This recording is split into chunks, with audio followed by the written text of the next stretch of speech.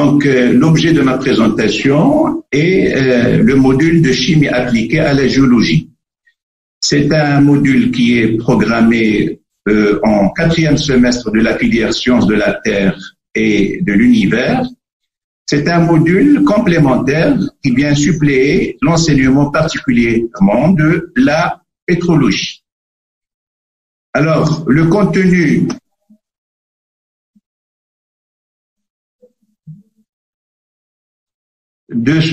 pédagogique de ce module est articulé autour des diagrammes de phase et relations de phase, mais auparavant, on va faire un petit rappel sur quelques bases de la thermodynamique, notamment l'énergie interne, l'entropie et l'enthalpie, parce que ce sont des paramètres ou bien des variables d'état qui vont intervenir dans la formulation de ces diagrammes.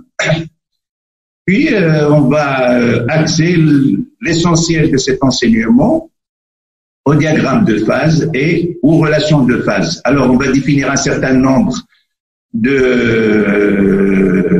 d'éléments, notamment la notion de stabilité, d'équilibre, la notion de métastabilité, les relations de phase, la règle des phases, les systèmes binaires avec ou sans point eutectique, les systèmes ternaires avec eutectique et péritectique.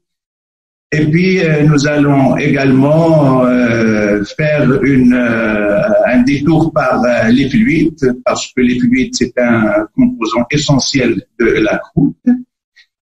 Et puis, on va passer en revue un certain nombre d'éléments chimiques que l'on voit souvent dans la littérature géologique, notamment le silicium, qui est l'élément essentiel dans la composition de la croûte et du manteau, notamment. Le fer, on a toujours impliqué le fer dans les réactions d'oxydoréduction, dans les réactions qui sont tamponnées par des systèmes, rappelez-vous les systèmes AFM notamment, l'oxygène bien entendu et le soufre, eux aussi on fait intervenir souvent, surtout lorsqu'il s'agit d'éléments métalliques et d'associations métalliques soufre. Bien, alors les méthodes et techniques d'analyse physico-chimique, bon, on va faire un rappel de ces méthodes, mais l'essentiel est formulé sous forme d'activités pratiques et ou de travaux pratiques. Bien entendu, cet enseignement sera accompagné de travaux dirigés. Alors, on va regarder de près ces diagrammes de phase, comment on manipule ces diagrammes, comment on fait des calculs, comment on fait des évaluations quantitatives de l'évolution notamment de magma, ou lorsqu'il s'agit de fusion partielle à partir d'un composé solide. Et puis, on va essayer de corréler un peu les textures minérales au diagramme de phase. Et c'est ça l'intérêt, justement, de ces diagrammes de phase, parce qu'ils permettent de caractériser et de déterminer quantitativement sur un cursus graphique comment évoluent les réactions chimiques et notamment même la cinétique réactionnelle pour plus de détails. Si on veut peaufiner un peu l'utilisation de ces diagrammes de phase. Mais l'objet de notre étude, bien entendu, c'est la Terre, c'est le globe. Alors, l'état fini du globe, comme vous savez bien, et comme vous avez eu l'occasion de le voir, notamment dans les modules de géologie générale, de la géodynamique interne et externe, vous savez que le globe est composé de croûte, bien entendu, mais avant la croûte, il y a l'atmosphère qui est gazeuse, il y a l'hydrosphère, l'atmosphère qui est gazeuse, pardon, il y a l'hydrosphère qui est liquide, il y a les deux enveloppes de la croûte et du manteau qui sont formées de solides et de liquides silicatés, et vous avez le noyau, bien entendu, métallique, avec une graine interne et un noyau externe qui est liquide. Alors, bien entendu, à cette différenciation de la matière en différents enveloppes, vous avez également les conditions physico-chimiques. Alors, vous avez des températures qui vont de moins 100 degrés dans la haute atmosphère et moins de 0,1 bar, équivalent de 10 000 pascal, à des températures qui atteignent les 5000 degrés, les 5000 degrés et quelques 365 gigapascal. Donc, vous voyez, il y a une différence de ces paramètres et tout cela, bien sûr, est conditionné par une dynamique. Ces variations de température, ces variations de pression, ces variations de composition-là sont le fruit d'une dynamique. Alors, ces formes dynamiques, vous avez eu déjà l'occasion de les voir à travers notamment les subductions qui peuvent être à l'échelle de l'enveloppe externe du manteau, ou bien qui peuvent atteindre même la sténosphère. Donc, c'est des subductions qui peuvent être très, très, très profondes. À des zones de distension, rappelez-vous les rides médio-océaniques, et même des convections qu'on peut trouver à l'échelle de toutes les enveloppes. Bien. Alors, donc, ces dynamiques-là, donc, entraîné des transformations. Lesquelles transformations sont régies par la température et pression. Ça a conditionné la formation de réservoirs. Ce sont finalement les différentes enveloppes. On dit réservoir parce que chaque enveloppe est caractérisée par une composition chimique particulière. Bien. Et quand je dis composition chimique particulière, bien entendu, cette composition chimique est formulée sous forme de phase minérale. Et donc, chaque enveloppe est caractérisée par une association de phases minérales qui sont caractéristiques avec des minéraux ou bien des associations minérales qui sont caractéristiques. Je vais, pour exprimer un peu de visu cette transformation minérale, eh bien, c'est l'exemple que vous avez déjà vu. C'est celui, par exemple, de la subduction. Vous avez la plaque subductée qui est bien sûr va être conditionnée par des facteurs physico-chimiques, notamment la température et surtout la pression. Et vous voyez que le fait d'ensevelir de la matière de la croûte océanique en profondeur sous le manteau, par exemple ici continental, eh bien vous avez des réactions métamorphiques. On va former par exemple des schistes bleus, on va former des éclogites plus en bas, c'est-à-dire lorsque les conditions de température et surtout de la pression deviennent plus drastiques. Donc on va se retrouver avec des transformations minérales et bien sûr, comme ce sont des réactions métamorphiques qui sont accompagnées d'une déshydratation, le fait de libérer cette eau, il va également lui-même participer à la fusion. C'est la raison pour laquelle on va trouver, par exemple, du magma qui va se former au niveau des schistes bleus, des amphibolites, par exemple. Rappelez-vous sur les séries magmatiques que vous avez déjà étudiées, avec une caractérisation géochimique déterminée par la nature du matériel fondu. Rappelez-vous le front de la subduction avec du matériel toléitique au début, puis qui évolue par la suite vers un matériel calco-alcalin parce que le matériel fondu est différent, c'est des éclogites. Donc, vous voyez qu'en forme de la matière, donc ce sont des transformations. Et ce qui nous intéresse justement, c'est de voir ces transformations sous l'égide des facteurs. Alors, on va considérer les facteurs les plus courants, la température, pression, bien sûr, il y a la fugacité d'oxygène, il y a d'autres paramètres, mais nous, on va rester simple, on va nous intéresser qu'à ces deux facteurs. Bien. Alors, mais il n'y a pas que la subduction, bien entendu. Vous avez le cycle de l'eau, vous avez la diagénèse, vous avez, qui aboutit bien sûr à la formation des roches sédimentaires, vous avez le métamorphisme sous ses différentes formes, qui lui-même vous donne des minéraux suivant un métamorphisme qui peut être isochimique, c'est-à-dire conservation de la matière, ou métasomatique, avec apport ou bien export de la matière.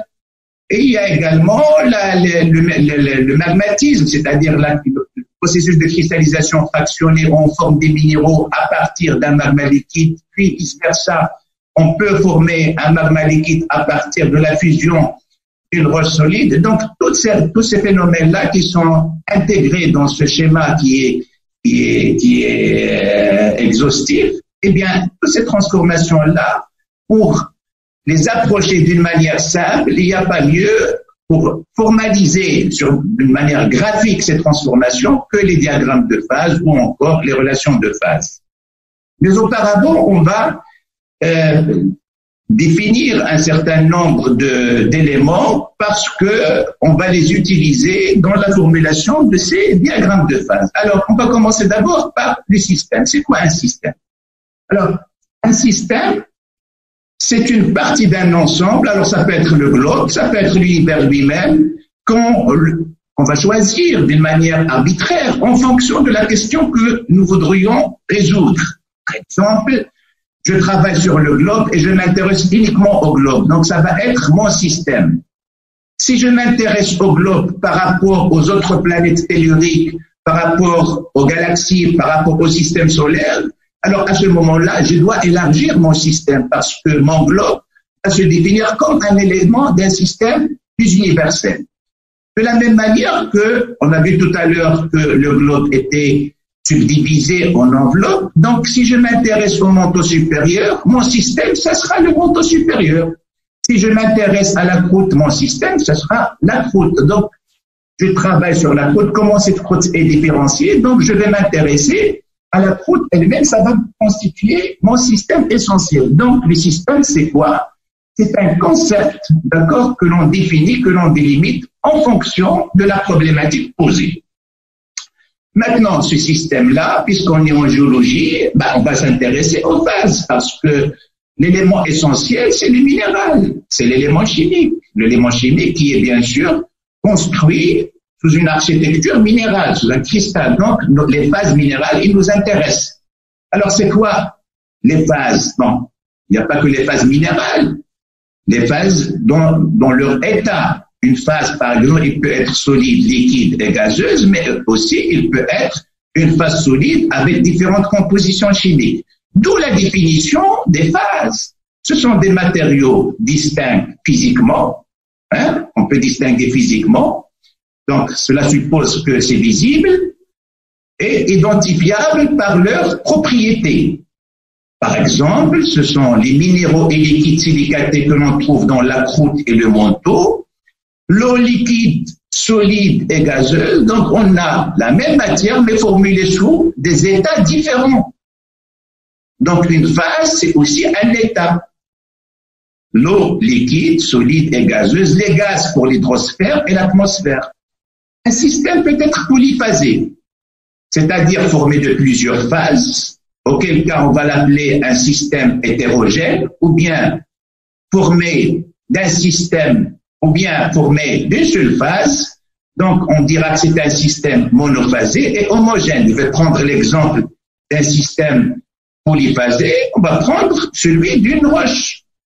La roche peut constituer un système. C'est un élément d'une enveloppe donnée. Par exemple, le gabbro, on va imaginer que le gabbro, on a un gabbro qui est mis en place au niveau de la croûte inférieure, par exemple. Voilà. Et on va essayer de voir un peu les mécanismes de mise en place de ce gabbro avec sa composition minéralogique. Bien, c'est un système. On a des phases visibles, tout ce qui est blanc ici, des plagioclases, et des phases sombres, le pyroxène. Bien sûr, on peut rencontrer d'autres phases qui ne sont pas ici visibles parce qu'ils sont noirs, notamment des oxydes. Bien, alors, le gabbro est un système hétérogène, polyphasé.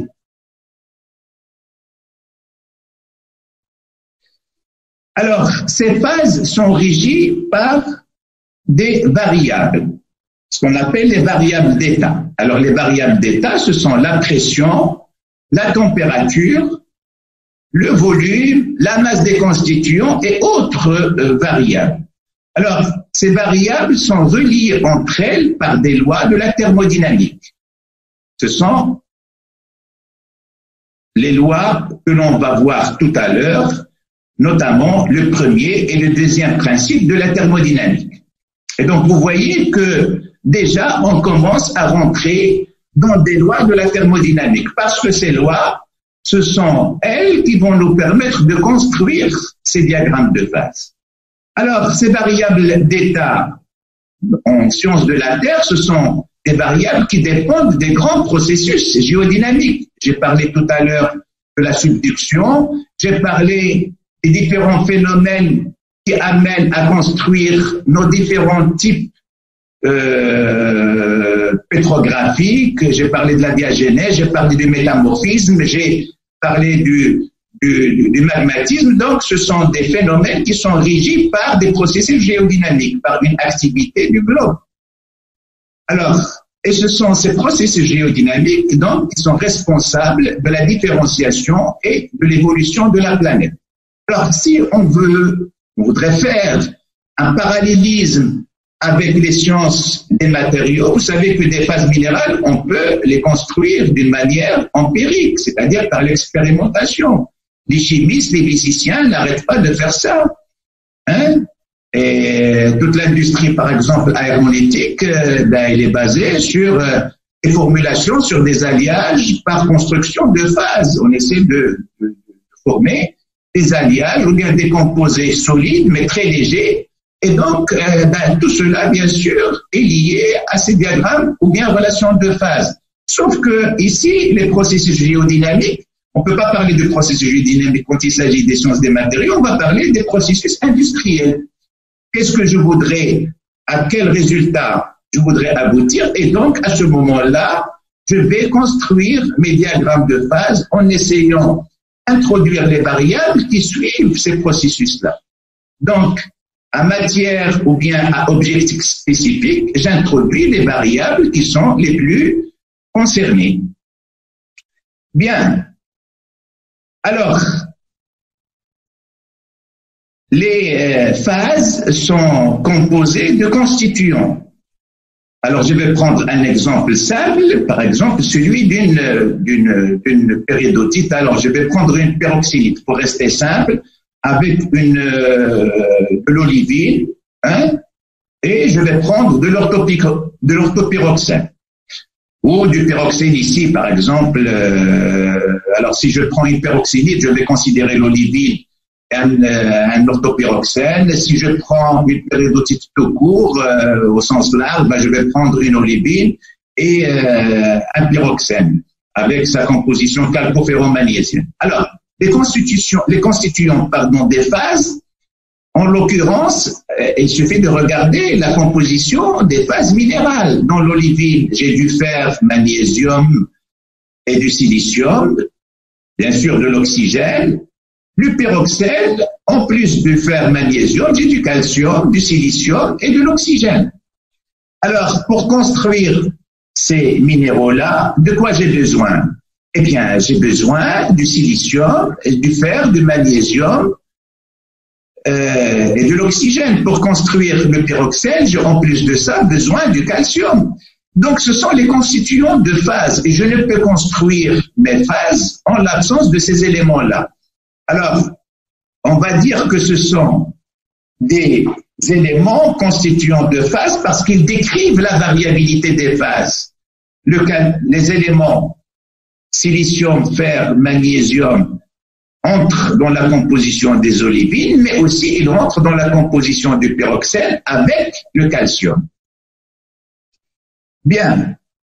Alors, je peux aussi parler de constituants, mais cette fois-ci, je dirais indépendants. C'est-à-dire, je vais prendre les oxydes de ces éléments-là, SiO2, FeO, MgO, CaO, ou je peux prendre Fe2, SiO4, Mg2, SiO4. Pourquoi je vais prendre ces éléments-là? Parce que les olivines, comme les orthopyroxènes, par exemple, ce sont des séries isomorphes avec des pôles purs.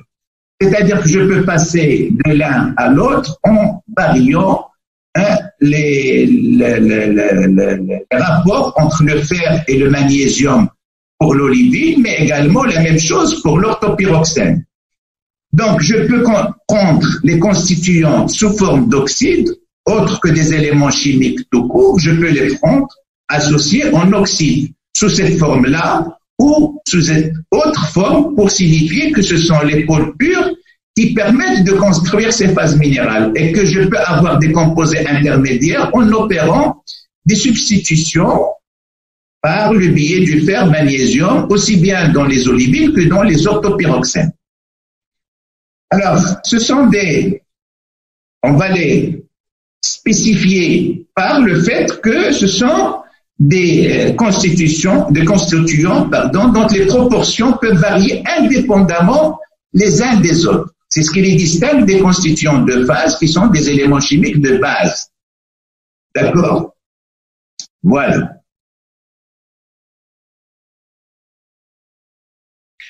Alors, j'ai parlé tout à l'heure de ces variables d'état et j'ai dit que ces variables d'état interviennent dans la formulation thermodynamique des diagrammes de phase.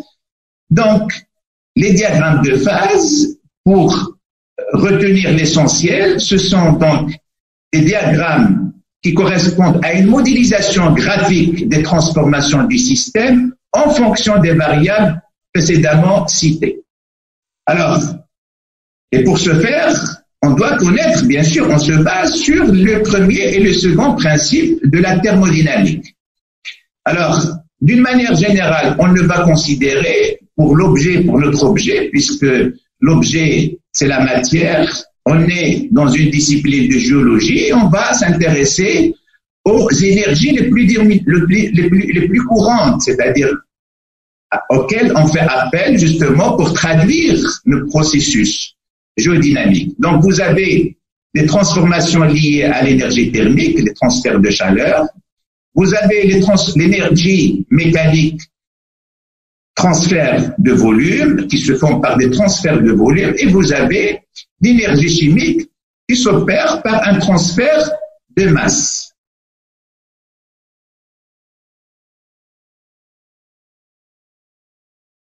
Alors, pour rappel des principes de la thermodynamique, vous avez le premier principe. Qu'est-ce qu'il dit?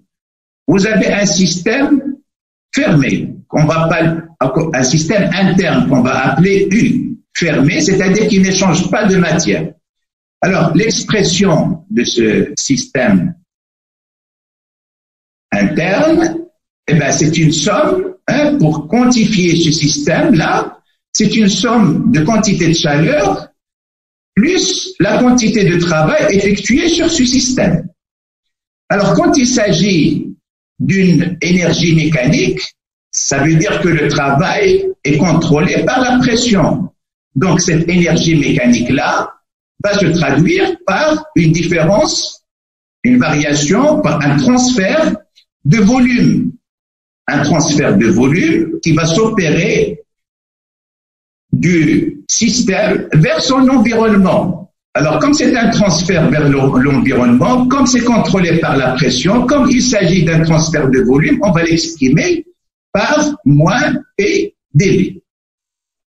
Alors, le deuxième principe de la thermodynamique, alors je rappelle que dans le cas d'un système, dans le cas du premier principe, eh bien, on ne va s'intéresser que sur, justement, cette somme de chaleur et de travail à l'état initial et à l'état final. On ne s'intéresse pas des variations qui s'opèrent pendant le trajet. Donc, finalement, le delta U, ça sera un U final moins un U initial. Le deuxième principe, c'est celui de transformation anthropique, c'est-à-dire, c'est une transformation qui implique l'entropie. C'est une transformation réversible, ça veut dire qu'il se fait à l'équilibre, où l'entropie correspond à la quantité de chaleur échangée à une température T. Autrement dit, si on veut traduire ça en termes géologiques, par exemple, en essayant de regarder ça par rapport à la cristallogenèse, on va dire que l'entropie va mesurer l'état désordonné des atomes par rapport à un état ordonné. C'est-à-dire, c'est l'étape qui accompagne la cristallogenèse. Alors, quand le delta S évolue dans un système naturel, bon, le delta S est positif. Quand delta S s'approche de l'équilibre, eh bien, on va dire qu'il va tendre vers zéro. Alors, ces deux principes sont formulés dans l'équation de Gibbs, ou l'enthalpie libre de Gibbs, avec G égale U plus PV moins ST, donc qui se rapporte à l'équilibre du système et qu'on peut dériver en dG VdP moins SdT. Alors, justement, on ne va garder que ça. Bien sûr, c'est une formulation des deux premiers principes. Et pourquoi on va garder la fonction G? Parce que c'est le potentiel thermodynamique de l'espace température, pression et composition. Et les diagrammes de phase sont construits autour de ces trois paramètres essentiels.